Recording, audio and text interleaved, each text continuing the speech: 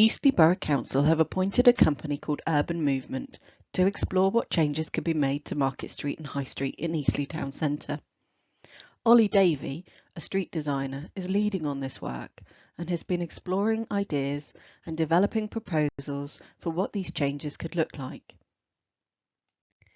This presentation sets out the work we've done to date, helping us to understand what people want from Market Street and High Street by analysing the survey feedback from the public consultation carried out in 2024, how the town currently works, looking at different aspects within the town centre and considering what are the opportunities and constraints we have to work within, a look at some of the different options that could be considered and the ways in which the street might change. At the end, we've pulled all that together to show you what could be done if we make changes to Market Street and High Street. We hope this will help start the conversation about what businesses need from the town centre, but also what they might like to see happen in future. It's widely understood that high streets are having a tough time, not just in Eastleigh but across the country. With the competition of online retail, increasing energy costs and rising business rates, it's certainly fair to say it's a difficult time for businesses. Although Eastleigh isn't doing as badly as some other areas in terms of vacancy rates, we are still seeing a steady decline in footfall. Part of the motivation for the council wanting to look at what might change within Market Street and High Street is a desire to encourage people to spend more time in the town centre, to visit more often and spend more money, which would help support local businesses. Last year, a large consultation was held with over 2,500 people responding. From the survey results, we can understand what people think of the town centre and how they thought it could be improved. They highlighted that they wanted the town to be more family-friendly and welcoming. They wanted to see more art and culture, more green elements such as planting, for the town centre to be somewhere that reflects the area's heritage, and a place that is more accessible, particularly for very young and very old, easier to get around for all. This is an opportunity to have a conversation about what we want the streets to do and how we want them to be laid out, so that we can balance up all the competing demands and find compromise. There's been quite a lot of research into what makes a successful town centre by organisations such as Living Streets and Transport for London. The Living Streets report, The Pedestrian Pound, looks at the ingredients that make a place vibrant. They conclude that the town centres which are walkable and easy to get around, even when road capacity or parking is removed, has a positive impact on the local economy and public health. Over the COVID period, we temporarily closed the roads to enable social distancing. Although it wasn't business as usual during that period, it gave people the opportunity to see what it might be like if parking was removed and both streets became traffic-free. As this was a temporary measure, we were unable to deliver the kind of improvements that would have made the street feel differently. One of the easiest ways to picture how a street might change is to look at examples from other places. The following slides show you some examples that have some things in common with Eastleigh. This is Francis Road in Walthamstow in North East London. It's a relatively small local centre. The scale of buildings is not very dissimilar to Eastleigh, and as you can see from the layout, it's similar to Market Street and High Street.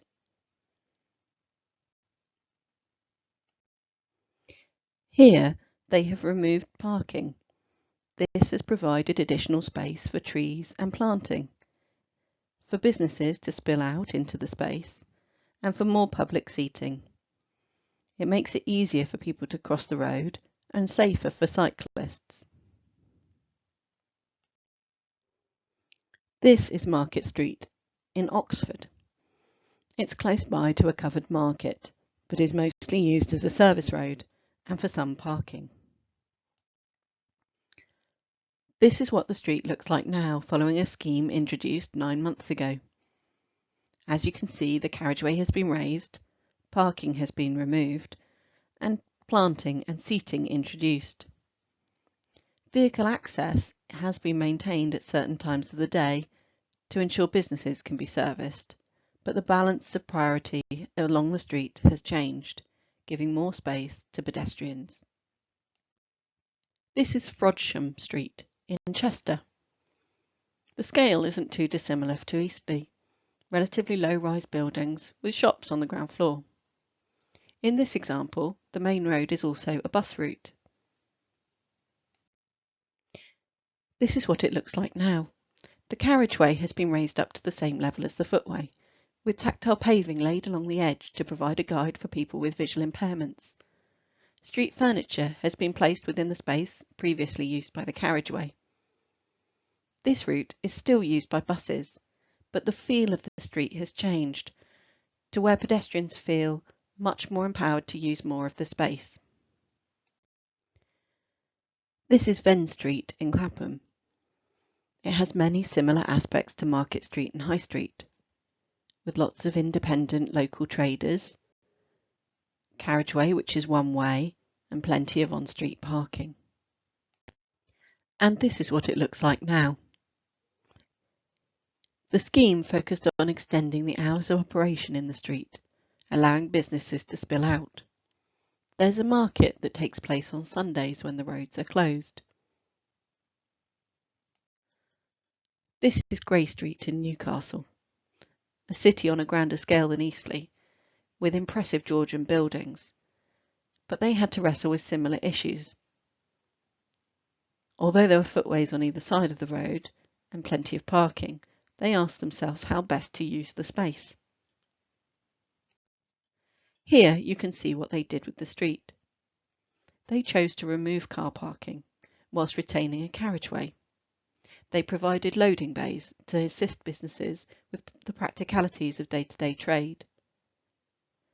The parking area was replaced with much wider footways, including planting and seating, and space for businesses to spill out into the street. That was a quick look at examples from elsewhere in the UK, where relatively recently street layouts have been changed to provide something different, and in ways that reflect the feedback we have had through the consultation, showing what people would like to see within Eastleigh Town Centre. The next slides look at Market Street and High Street and talk about some of the constraints, the things we have to accommodate that will shape the potential design of what Eastleigh may look like in future. First up, we looked at the facilities that Eastleigh already contains, as we want areas to complement existing facilities rather than compete with them.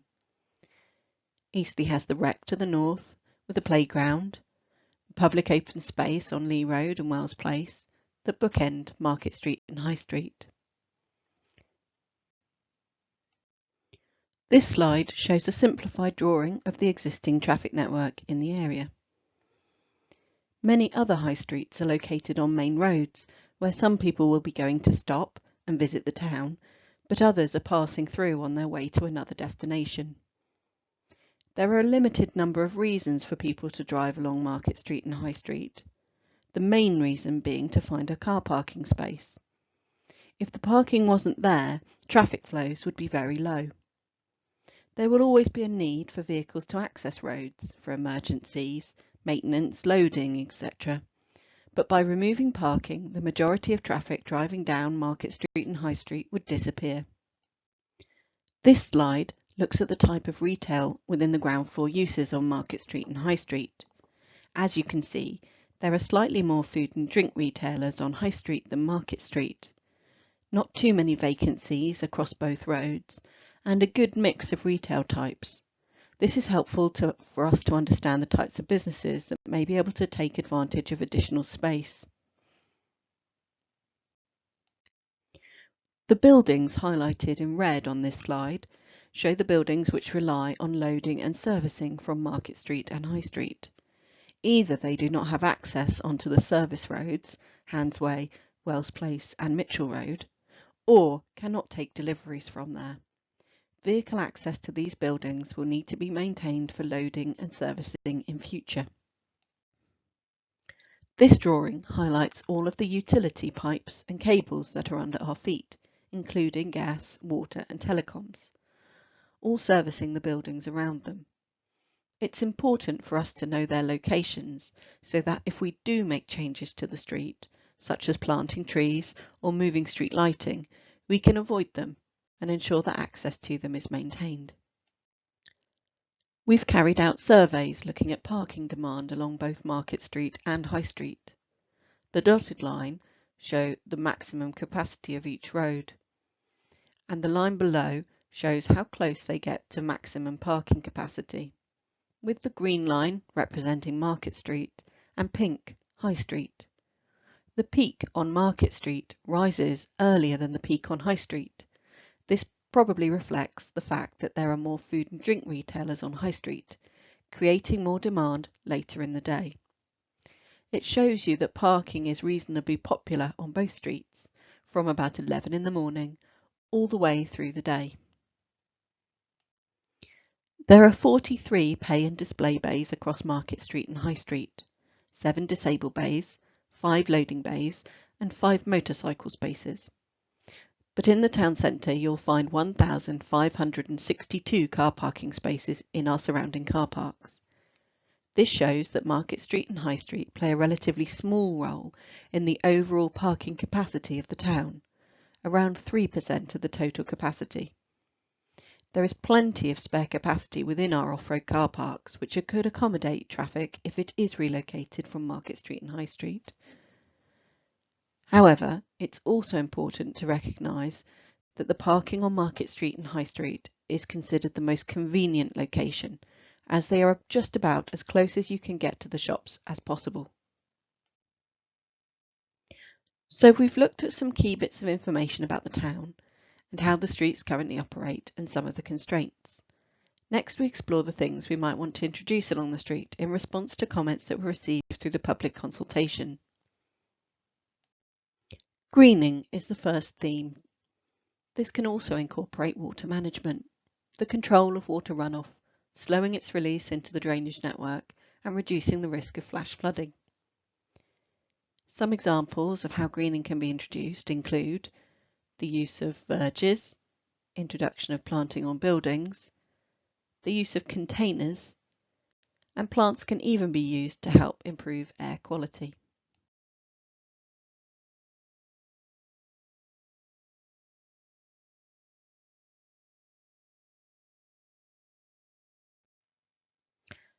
Next up is a street for everybody. By providing opportunities for informal play, such as stepping stones, we can introduce an element of fun into the street for young people. Providing public seating can provide a place to stop, tie a shoelace, to get something from your bag or check your phone, a space for people to socialise without the need to purchase anything, or just stop and take a rest. For people who struggle to walk long distances, this can be essential. By raising the carriageway to the same level as the footway, we make it easier for people to cross the road, particularly for people with buggies, restricted mobility or disabilities. Additional planting can provide shelter and shade, helping people to keep cool as our summers are getting hotter. There are a number of different mechanisms by which we could restrict access. We can do so while still enabling maintenance vehicles, emergency vehicles and servicing vehicles to access Market Street and High Street. By removing parking on Market Street and High Street, it's likely that traffic volumes would drop dramatically. We also considered how we might be able to extend the hours of operation beyond the traditional 9 to 5. Increasing activity on Market Street and High Street during the evenings would be good for our local food and drink establishments, helping them to be more profitable by increasing the hours of trade, but also the number of tables they can serve. There is an existing market that takes place in Eastleigh. We've considered whether they might want more space for additional stalls. We've looked at ways to introduce new public art and performance space into the town, and how best to reflect our local culture and heritage.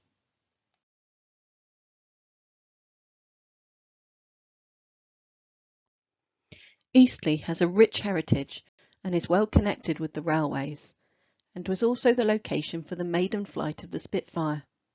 Both of these provide a strong link to our past, which we would like to celebrate through this work. We've looked at ways to reflect this in the public realm of Market Street and High Street in a positive way.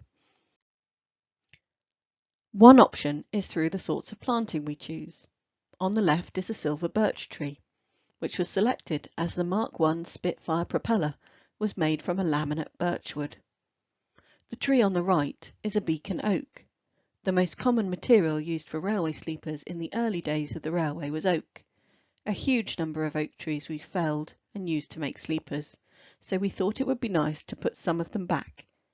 Both of these trees are quite conical, tight in their shape rather than spreading, as this can often have issues for surrounding buildings.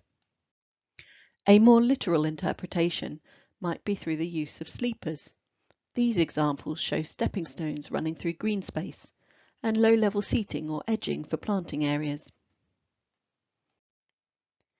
The example shown here is from the North Downs, where a US bomber came down on its return home.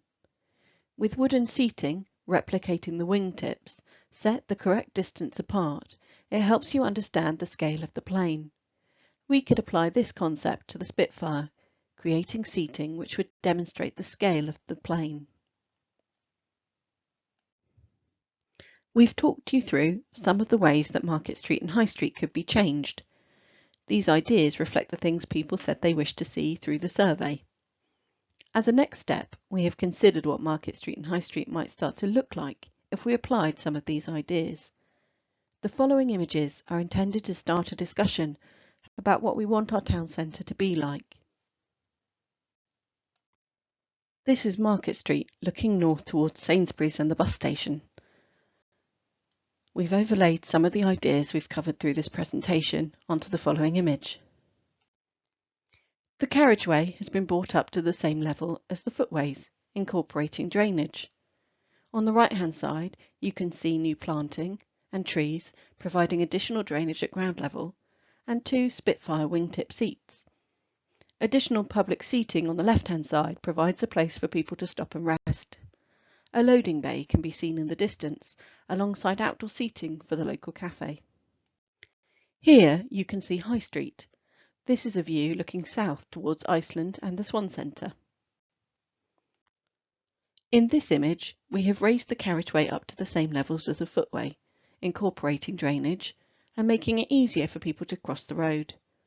A carriageway is maintained and loading bays have been provided to accommodate emergency access, loading and servicing. We have reallocated the space currently used for car parking so that some of the elements that came from the public engagement can be introduced. In the foreground you can see seating for the restaurants, more cycle parking, new trees, surrounded by low-level benches and planting. This slide shows an overview of the town centre, showing what it would look like if we applied this approach to the whole area. We've raised the carriageway on both roads to create a level surface, provided public seating, space for cafes and bars to spill out, more cycle parking, more trees and planting, and provided 3 loading bays on each street. We have considered designs where some parking is retained. However, it's likely that as long as some parking in Market Street and High Street is available, it will always attract people who are searching for the most convenient spaces. For example, if we halved the number of car parking bays, it would not halve the volume of traffic.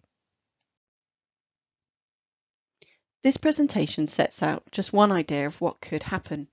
It's intended to spark discussion with businesses about their servicing requirements, to see if they think the design is moving in the right direction, or if people would like to see something different. It demonstrates what could be possible. Following feedback, we'll be working up a detailed design before we head on to a full public consultation.